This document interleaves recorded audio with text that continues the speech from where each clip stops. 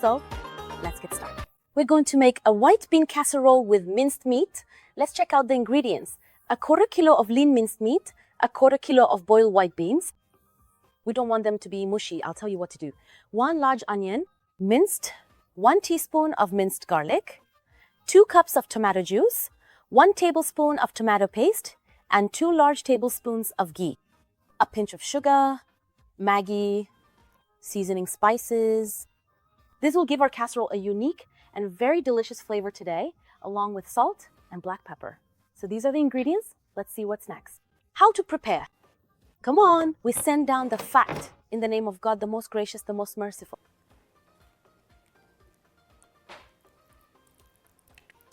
Then we put the onions on it, and it's onion roll.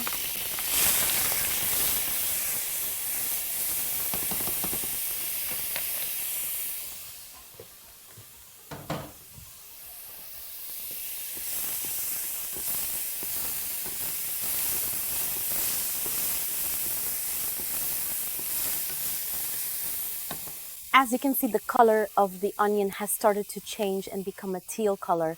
Come on. We go down to the minced meat. The meat is supposed to be, coarse. So it stays visible with us, or we can take pieces of meat and chop them with a knife at home so that they become small pieces. This way, first, it spreads out in a casserole and everyone will get some. And the small pieces help us eat it easily with a spoon. Or we can use minced meat. Minced meat, coarsely ground like this. I'll add it in and we'll talk about the rest. Saute the onions with the meat until the meat completely changes color.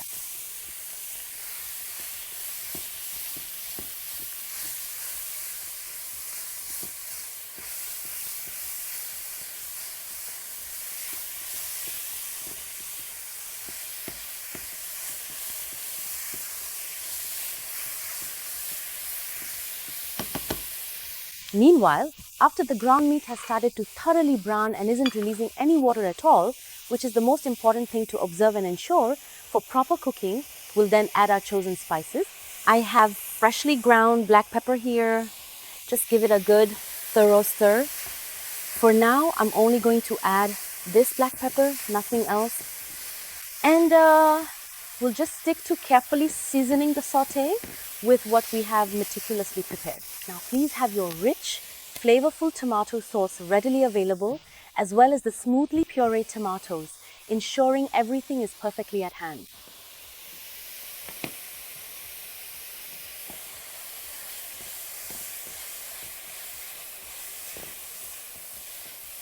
As you can see, look, there are no liquids or anything coming out at all, and that's the most important thing. We had already heated our pan or wok very well. Then we added the onions and sauteed them until their color changed. Then we added the meat. As a direct result, it sauteed absolutely perfectly without releasing any unwanted liquids whatsoever. And its vibrant color changed completely, just like this. That's precisely all we truly need to do. Now, I'll carefully add the rich tomato sauce and also the smooth pureed tomatoes. And while our delicious saute is gently cooking, let it boil for a bit. Now, let's talk about the white beans. Today, we have white beans.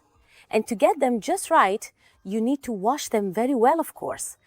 If they need to be picked over, do that. Then wash them thoroughly and soak them in tap water overnight or for at least 6 hours. But what if I'm in a hurry and I want to... So if I want to make them in just an hour, what should I do? Pick them over, wash them, then soak them, but this time in boiling water. Use boiling water, cover them, then leave for an hour. You'll find it's just like you soaked them overnight, okay? In all cases, throw away the soaking water. Always discard the soaking water, then add fresh boiling water and put them on the stove. And we have to be very careful not to let them get mushy. We want the beans to hold their shape, because if the beans get mushy, they release starches that make the sauce turn pale and not look nice at all. So this is really important. Make absolutely sure that the beans are thoroughly cooked and boiled just right. Everything is ready, but not mushy. Now, let's prepare the casserole that will go into the oven. Add a small pinch of sugar and also add 2 or 3 cloves of garlic, whole, just like this. I'm not gonna make a garlic saute or fry them first or anything like that. I want their flavor to stay with us until the end, so I put them in raw. just like this. Now, what exactly do I do next?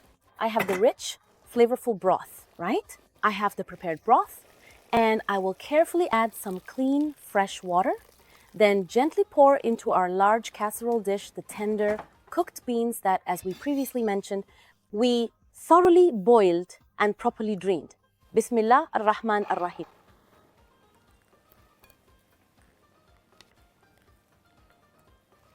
Here are our beans, and here is our sauce, ready and boiling. This is exactly what we want the sauce to be boiling well. I've preheated the oven to the highest temperature, and now I'll combine the two and put them in the oven. And without covering it, I don't need anything to cook further. All I need is for them to go into the oven and simmer together for a bit, just to boil together like that. We'll leave the casserole in the oven for half an hour, and then it'll be perfectly ready to serve on the table with rice, with vermicelli, some pickled vegetables, and it'll be absolutely delicious. Now, let's take it off the heat and pour it into the casserole dish. In the name of God, the most gracious, the most merciful. That culinary creation looks truly magnificent and incredibly solid. Let's carefully and gently place it into the waiting casserole dish. But honestly, what an absolutely incredible and memorable story we have with our trusty oven today.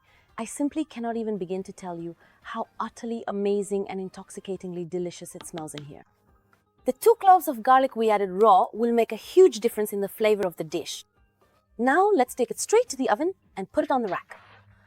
Not on the middle rack, but directly on the bottom of the oven, so it boils. What we need is for it to thicken a bit.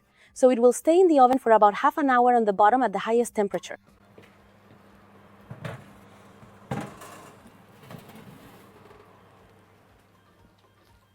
That's it.